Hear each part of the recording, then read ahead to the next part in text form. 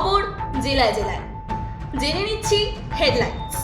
দেশ জুড়ে বৃহত্তর আন্দোলনের হুঁশিয়ারি all India junior doctor action ফোরামের। ফের ভয়াবহ অগ্নিকাণ্ডের গ্রাসে শহর কলকাতা। নিম্নচাপের জেরে নিখোঁজ 64 জন মৎস্যজীবী। চলে যাচ্ছি বিস্তারিত খবরে। তিলোত্তমা কাণ্ডে এবার দেশব্যাপী আন্দোলনের হুঁশিয়ারি। দেশ জুড়ে আন্দোলনের হুঁশিয়ারি জুনিয়র চিকিৎসকদের। কেন হাত গুটিয়ে প্রশাসন? প্রশ্ন জুনিয়র চিকিৎসক সংগঠনের। এবার প্রশ্ন উঠছে কি কি পদক্ষেপ নিতে পারে জুনিয়র চিকিৎসকরা, কোন পথেই বা তাদের আন্দোলন। সারা ভারত জুনিয়র ডাক্তার অ্যাকশন ফোরামের তরফে আজ দেশ জুড়ে 1 ঘন্টার কর্মবিরতি পালনের ডাক দেওয়া হয়েছে। বেলা 12টা থেকে বেলা 1টা পর্যন্ত মানববন্ধন করে কালো ব্যাজ পরে ডিউটি করে প্রতিবাদ জানানো হবে আজ। ঘটনার সূত্রে জানা যাচ্ছে যে রেসিডেন্ট এবং জুনিয়র ডাক্তার অ্যাকশন ফোরাম গত কয়েকদিন ধরেই লাগাতার জারি করছে বিবৃতি।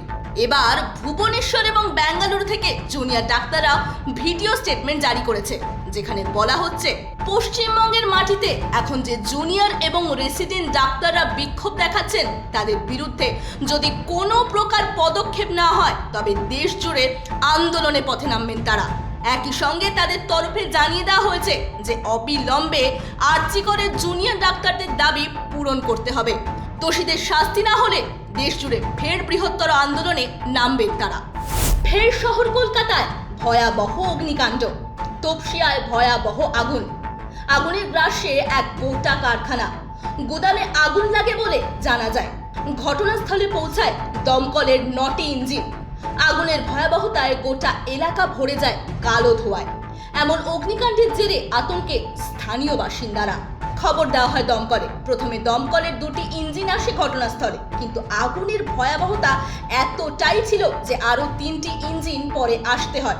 প্রাথমিকভাবে অনুমান করা হচ্ছে কারখানার ভিতরে কোনো প্রকার শর্ট সার্কিট থেকে আগুন লেগেছে।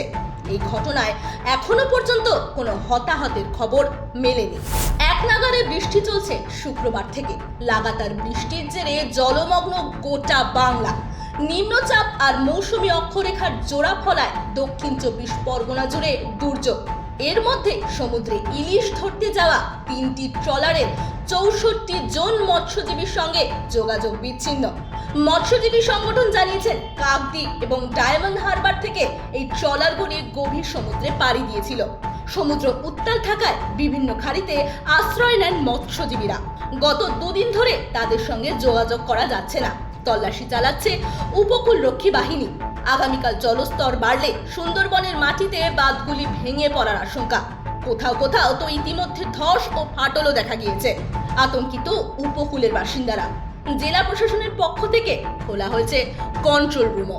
ব্যুরো রিপোর্ট, আরবি নিউজ, কলকাতা।